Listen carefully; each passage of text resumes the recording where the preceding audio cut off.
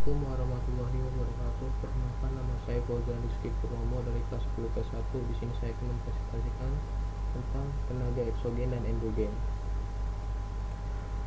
Endogen ialah suatu tenaga yang berasal dari dalam bumi. Tenaga endogen ini mampu menggerakkan kerak bumi, baik kerak benua ataupun kerak samudra. Tenaga endogen mempunyai sifat pembangun karena mampu membentuk suatu lipatan dan patahan pada gerak bumi yang sehingga muncul penggunungan dan perbukitan. Tenaga endogen disebabkan dari sebuah energi panas dari mantel dan kerak bumi. Energi panas ini berasal dari suatu pembusukan dan disintegrasi unsur radioaktif dan dari diferensi gravitasi dalam mantel. Tenaga endogen adalah tenaga pengubah muka bumi yang berasal dari dalam bumi.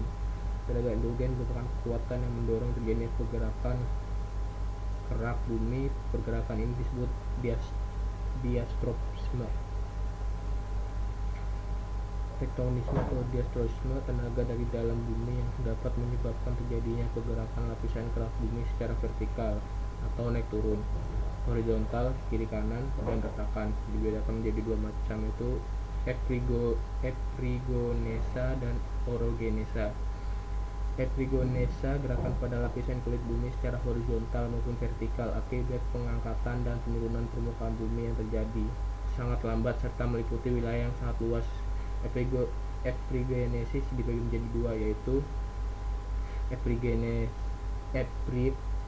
epirogenesa positif, yaitu gerak turunnya permukaan bumi sehingga laut seolah-olah mengalami kenaikan. Epirogenesa negatif, yaitu gerak naiknya permukaan bumi sehingga laut seolah-olah mengalami penurunan. Gempa menurut letak terjadinya. Gempa epicentrum, yaitu gempa yang terjadi di tepi kerak atau lempengan samudera maupun lempengan bumi. Gempa hipocentrum, yaitu gempa yang terjadi pada kedalaman tertentu pada lempengan samudera maupun lempengan benua. Seismograf adalah alat untuk mengukur dan mencatat kekuatan gempa bumi. Gempa berdasarkan faktor penyebabnya dapat dibedakan gempa tektonik, yaitu gempa yang mengiringi gerakan tektonik atau retakan dan patahan secara mendadak. Hal ini terjadi jika terbentuk patahan-patahan baru atau terjadi pergeseran di sepanjang patahan akibat aktivitas di dalam kerak bumi.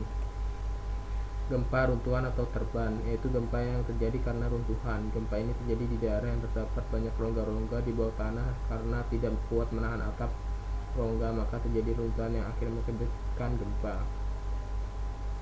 Eksogen, tenaga eksogen ialah tenaga yang berasal dari luar bumi, sifatnya merusak atau merombak permukaan bumi yang sudah terbentuk oleh tenaga endogen. Tenaga eksogen juga mengakibatkan bentuk-bentuk muka bumi. Tenaga eksogen dapat berasal dari tenaga air, angin, dan organisme yang menyebabkan terjadinya proses pelapukan, erosi, denudasi, dan sedimentasi. Contoh seperti bukit atau tebing yang terbentuk hasil tenaga endogen terkikis oleh angin sehingga dapat mengubah bentuk permukaan bumi.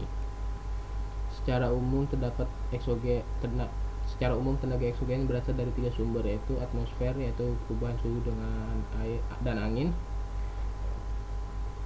Air yaitu bisa berupa aliran air, siraman hujan, hempasan gelombang laut, gletser, dan sebagainya. Organisme yaitu berupa jasad renik, tumbuh-tumbuhan, hewan, dan manusia. Sekian dari saya, kurang lebihnya mohon maaf. Wassalamualaikum.